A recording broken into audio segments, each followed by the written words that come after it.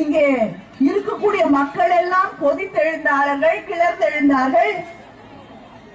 பெண்கள் போராடினார்கள், மாணவர்கள் போராடினார்கள், மாணவிகள் போராடினாங்க. அவங்களெல்லாம் சிறையில் அடைத்தார்கள். என்ன கேட்டாங்க? மக்கள் கேட்டார்கள், டாஸ்மாக் கடைகளை மூடுங்கள். தமிழ்நாட்டில் இருக்கக்கூடிய அத்தனை குடும்பங்களும் அழிந்து கொண்டிருக்கிறது.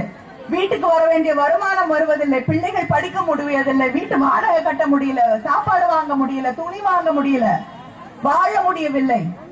எத்தனை இளைஞர்கள் பாதிக்கப்பட்டு உயிரிழக்கக்கூடிய நிலை.